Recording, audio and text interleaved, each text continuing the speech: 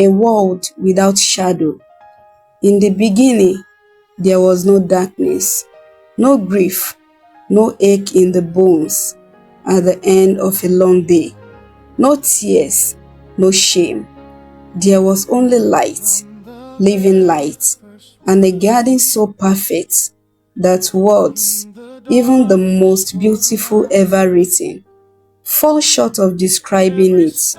Rivers that ran clear as crystal, trees heavy with fruit, air that tasted like something between rain and honey, and in the middle of it all, a tree, its branches reaching upward like hands lifted in a worship, its fruits the color of living fire. God saw everything that he had made, and indeed it was very beautiful. Two people walked in this garden, and for a time, a sacred, weightless time, they were whole. They knew no fear. They felt no need to hide. They were naked and felt no shame. But a voice was coming, ancient, subtle, patient, and it had been waiting for exactly the right moment. His name was Adam. He was not born. He was formed, shaped by hands. No sculptor since has ever equaled. Dust from the ground, pressed and molded, and then a breath, God's own breath, filling his lungs. His eyes opened for the first time onto a world made precisely for him. Her name was Eve, made not from the dust of the earth, but from the rib of the man, from his side. She came into being in the only way that has ever truly mattered, not as an afterthought, but as a completion. Adam saw her and said the world's first poem, bone of my bones, flesh of my flesh. They were not just alive, they were known, fully seen, fully loved. Nothing between them and God, but open air and the sound of his voice in the evening breeze. God gave them one command, one boundary, one tree among thousands that they could not eat from, the tree of the knowledge of good and evil. The reason was not cruelty, it was love. The boundary was a gift, the freedom not to carry what they were never meant to carry. But the serpent had a different story to tell. Before the fall, there was a rain, and it was glorious. God spoke over them with a voice like rushing water and said, "Be fruitful, multiply, fill the earth and subdue it. Rule over every living creature." They were not servants, they were not accidents, they were appointed kings and queens of all creation. Adam named the animals, each one, every species, every creature that moved upon the earth, and in the naming, he exercised a kind of authority the world has never fully seen again. He walked through the garden, and the animals came to him. The lion did not bare its teeth, the serpent did not strike, the eagle landed peacefully on the branch above his head. Everything was in its right order, heaven touching earth, God walking with man in the cool of the day, a kingdom of perfect peace. They had everything, they lacked nothing. They were image bearers of the divine, made to reflect God's glory into all of creation. The whole earth was their inheritance, and in that perfection, the shadow began to move. Here is where the story turns, because even in paradise, even in a life of abundance without lack, there is a wound that the enemy can find. And the wound is this: the question of whether God can truly be trusted. The serpent did not come with fire or force. He came with a question, soft, reasonable, curious. Did God really say, "You must not eat from any tree in the garden"? It was not a command. It was not a roar. It was just a question, a tiny crack in the foundation. Eve answered him, and in answering him, she engaged him, and in engaging him, she began to drift. "You will not certainly die," the serpent said, "for God knows that when you eat from it, your eyes will be opened, and you will be like God." Like God. Those two words have ruined more people than any weapon ever forged. The serpent didn't have to force her hand. He only had to plant the idea that what she had was not enough, that God was holding something back, that the boundary was not love, it was control. Her eyes moved to the tree. The fruit was beautiful, and she reached, she took it, she ate, then she handed it to her husband, and he ate. No thunder cracked the sky, no earthquake split the ground, no dramatic sign marked the moment, just two people, a piece of fruit, and a choice. But something happened that no human language has ever fully captured. In that single moment, the moment the fruit passed their lips, something ancient and irreversible broke.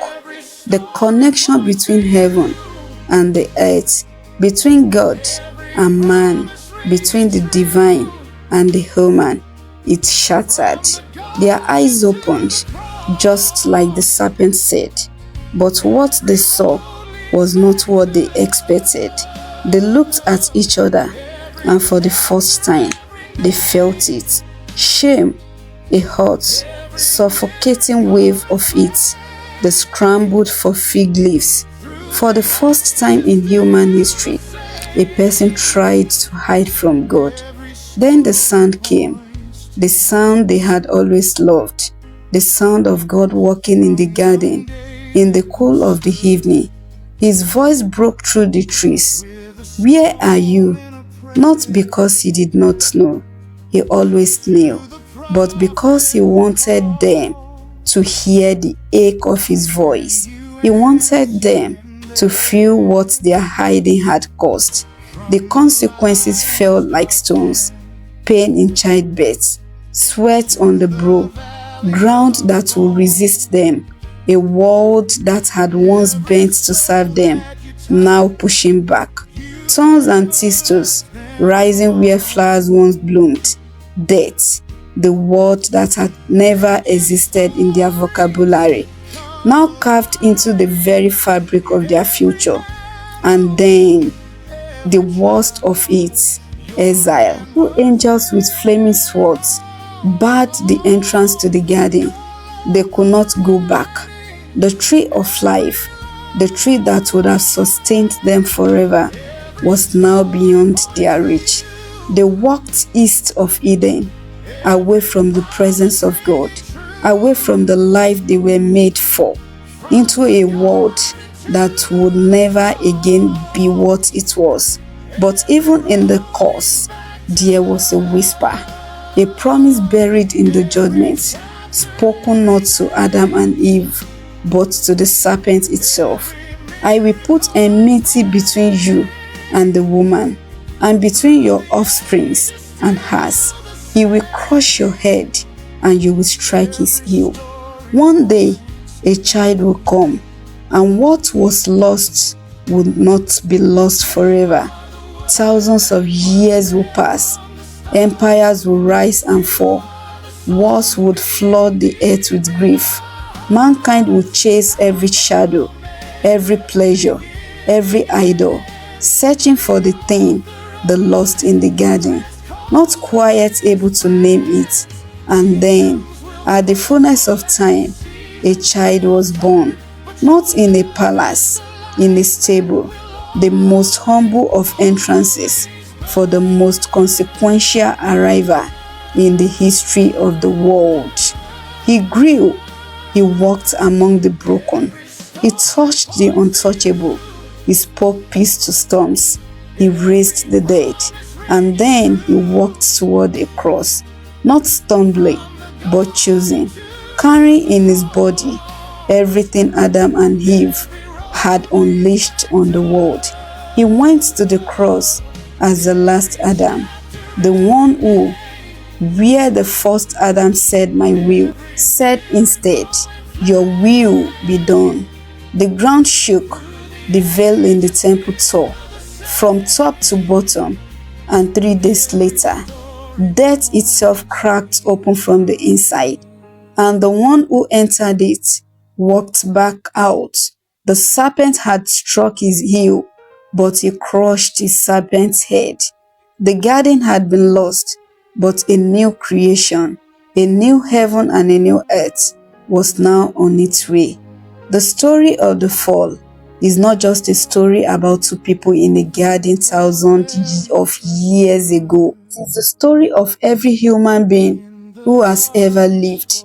It is your story and mine, because we all know what it is to reach for the thing we were told not to reach for. We all know the moment after, the shame, the hiding, the scrambling to cover ourselves.